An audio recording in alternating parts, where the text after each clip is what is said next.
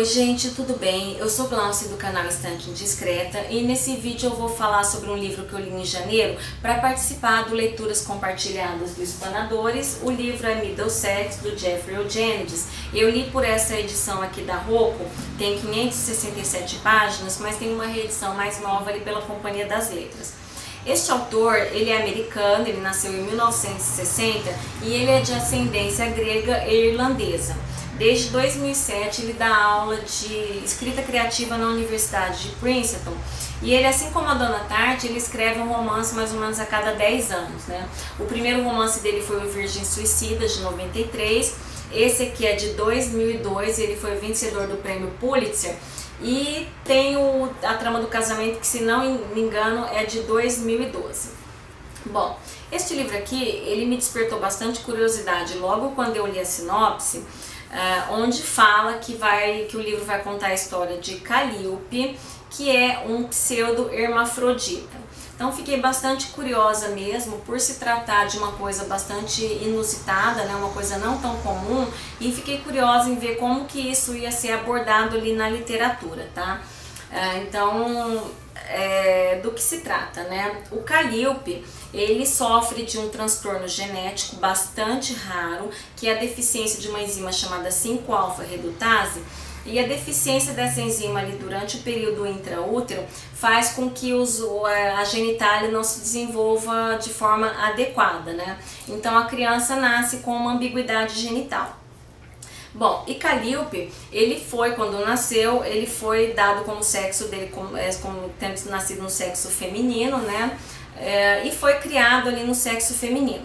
Só que quando ele está na puberdade, quando ele começa a entrar na puberdade mais ou menos aos 14 anos, que ocorre aquela descarga ali de testosterona, ele começa a perceber que tem alguma coisa de errado com o seu corpo, né? O seu corpo não está se desenvolvendo ali como de suas amiguinhas. E aí que se descobre ali, demora-se 14 anos, isso que eu achei bastante inusitado, ele vai ser diagnosticado apenas aos 14 anos de idade, tá? Bom, eu não gostei muito desse livro, porque eu acho que eu perdi um pouco o fôlego da leitura, principalmente por conta da expectativa, né, do que eu esperava que esse livro fosse retratar. O que me deixou bastante curiosa, então, como eu falei, foi o fato de ser abordado esse pseudo-hermafroditismo, mas essa questão, ela vai ser só abordada, começar verdadeiramente a ser abordada a partir da descoberta ali do início da puberdade. Isso acontece lá pela página, sei lá, 360, então eu perdi um pouco do fôlego de leitura, tá? Demorou muito para ele começar a entrar sobre essa questão. E eu acho que o problema está em como esse livro é vendido, em como ele é descrito aqui, porque na verdade o livro ele não é para falar sobre a Calíope pseudo-hermafrodita. Esse livro ele é uma saga de família, né?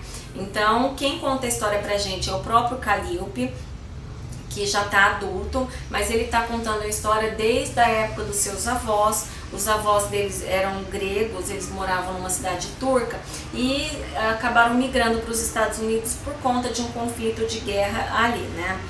Então, até mais ou menos a página 350 e mais ainda depois, quando entra na história própria da doença, né, do transtorno, vai ser falado principalmente sobre os avós de Calíope, né?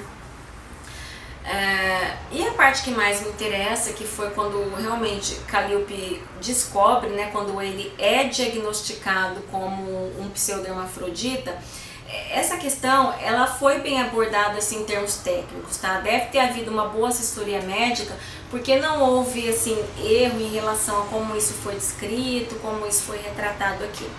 O problema para mim, que eu acho que o narrador se perdeu um pouco, foi a forma como isso foi abordado depois, como foi aceito pelo personagem e o que aconteceu depois. Eu acho que ele colocou ali coisas ali muito absurdas, coisas que acabaram não convencendo na história, né? Teve uma passagem ali que eu acho que combinaria mais no livro Oliver Twist, do Charles Dickens, né? Se alguém lê os dois vai saber de qual parte que eu tô falando. mas eu acho que houve uma certa confusão ali nesse sentido, né? E principalmente na relação médico-paciente, o médico que vai diagnosticar e tratar e abordar essa doença, ele foi feita uma crítica ali em relação à conduta dele, mas tudo aquilo que ele fez foi baseado numa grande mentira, né? Então eu acho que ele foi erroneamente ali dado como um mau médico, vamos dizer assim, mas baseado numa grande mentira. Então, tirando essa parte que eu acho que não foi bem conduzida, eu acho que outra coisa que houve aqui foi uma confusão em relação em se diferenciar o que é transtorno de identidade com bissexualidade. Ele colocou ali tudo como se tivesse numa panela só, num combo só, e eu acho que são duas coisas ali distintas, mas ele colocou como sendo uma coisa só, tá?